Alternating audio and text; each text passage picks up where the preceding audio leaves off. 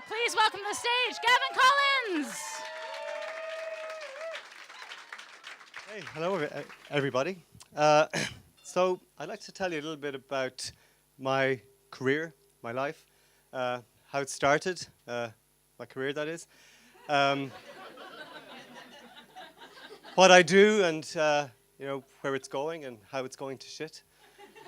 My better half is here tonight as well. That isn't why my career is going to shit.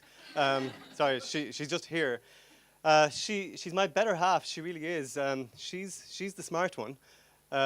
She's the one who changes the light bulb, and she can use a measuring tape, and she can use a screwdriver, and it's just easier that way.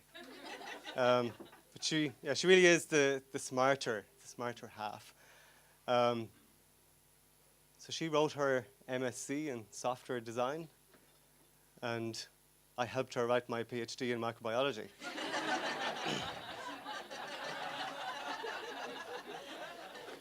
So I did a postdoc in Germany then. I went there for the schnitzels, the bratwursts, the Oktoberfest. I went to Berkeley for the gourmet ghetto, the Sauvignon Blanc and Chardonnay. Can I see a trend here? I went to Glasgow. So maybe there isn't a trend, actually. I've got a very international research group and microbiology lab now. We've got many cultures.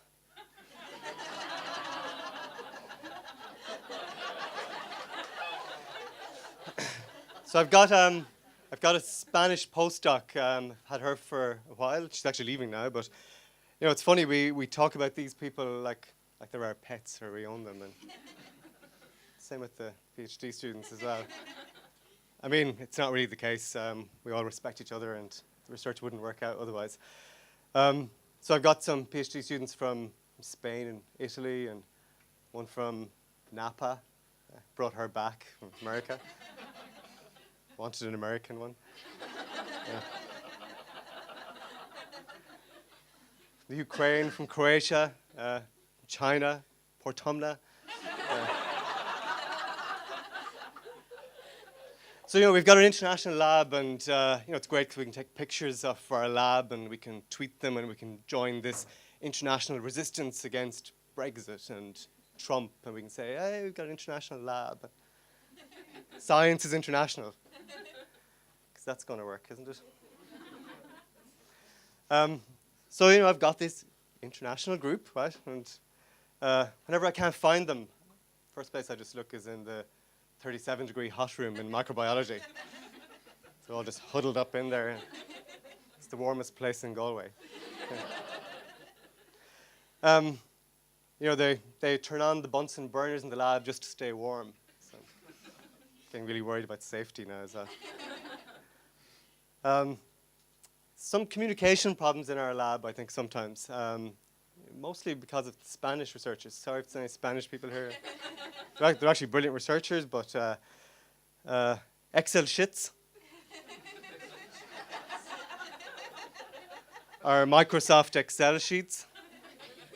Not very big shits. Datelines are deadlines.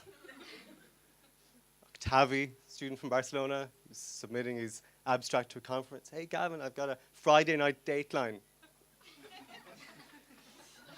I don't know. Should I keep the receipt or something? Or the bitches. Yeah. Barcelona postdoc. Hey, Gavin, you've got to see the virgin bitches in Almeria. Beaches. Anyway, microbiology is great. So to multiply, they divide. So Michel Destrade's really confused now. He's in maths, right? They grow exponentially. So we go from 1 to 2 to 4, and soon we're at 16, 256, and suddenly we're at millions. So it's really amazing in microbiology. They grow so fast. It's why there's more bacteria on the planet than there are stars in the universe. The other thing I really like about microbiology is, well, we can do anything we want to them. So ethics don't matter. Um, you can't do this with animals or children. You've got to tick off the boxes at the back of your grant application form. Yeah, we don't care. We can just do whatever we want. We exploit them. We actually use that word. I mean, I guess no one else uses that word really, not in public anyway. So we exploit these organisms. And my own research, well, we tried to determine which species are present in different complex environments like soils or your gut, and then we try to do things like make bioelectricity or bioenergy using those bacteria, or we make some useful acids or alcohols. So that's what all of those students huddled around the Bunsen burner in my lab are doing most of the time. So that's the kind of work that we do then in microbiology. I've got to look at my hand now to see what joke I have next.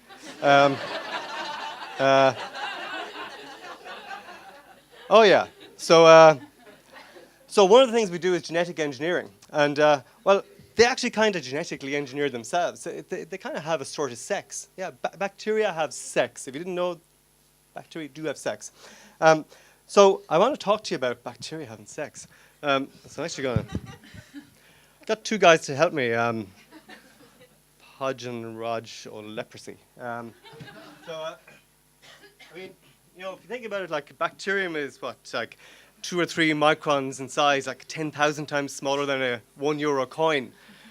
So, you know, it'd be hard to kind of visualize that. So, bacterium A, and bacterium B. So, in sex, essentially, I guess what happens is that one of them, bacterium A, gets a conjugation tube and kind of does the other one, right, with the conjugation tube. So, anyway, bacterium A gets this conjugation tube. Hear that? Mickey. Anyway, it's a pillis. It's not a Mickey. And kind of gets close to this one, bacterium B.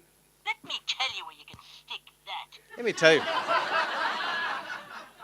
Okay, and uses that pillis to get closer and closer and. Away with you, Dr. Richard Kimball. Okay, so then he transfers genetic material from bacterium A to bacterium B. Ooh, that stirs my broth. That stirs my broth. Yeah, I guess that's what happens with bacteria anyway when they're having sex. Bacterium A then has a Marlboro Light. Not one of the really kind of long, slim ones, but probably a really small one.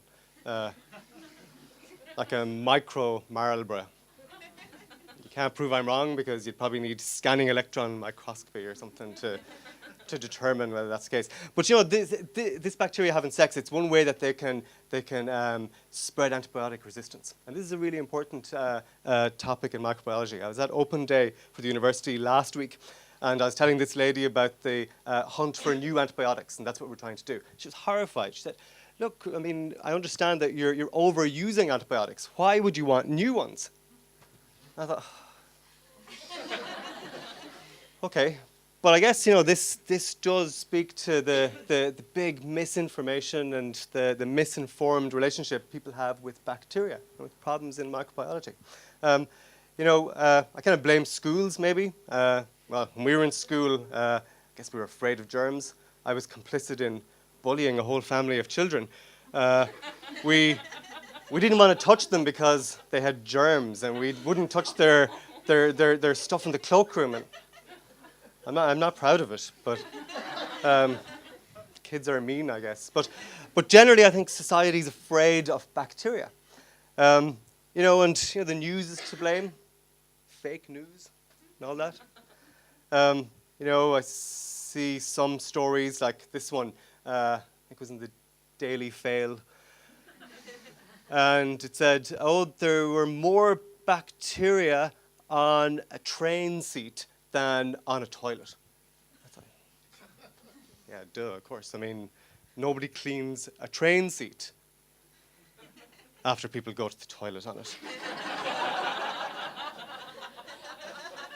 So I think more scientists should be science journalists. I think the world would be a better place if they were.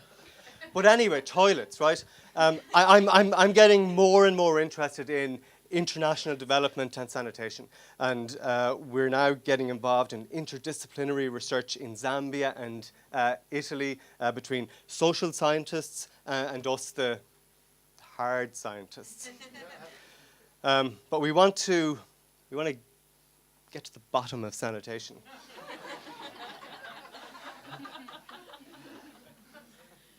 And we want to make new technologies using bacteria to treat sanitation and to address the sanitation challenges. But this interdisciplinary research, I don't know, it's kind of funny. I mean, because, I think the big problem I'm finding is that we don't quite know if these are good social scientists. I mean, they could be bullshitting, I wouldn't know. And I guess that's what they're thinking about me as well. So, it's kind of hard, but it's fun.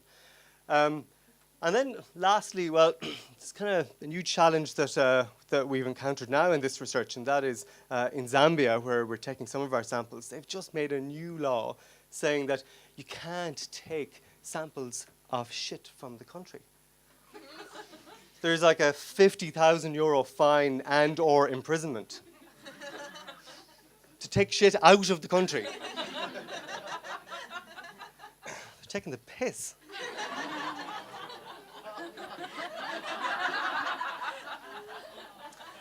Anyway, I'm not deterred because by 2050, by 2050, seriously, and this will please my student Anna. It's one of the sustainable development goals we want to address sanitation. By 2050, there'll be over 5 billion people living in cities in the developing world, and there's going to be huge challenges that the UN sees around sanitation, and this is something that motivates me as well, and that's why my career is going to shit.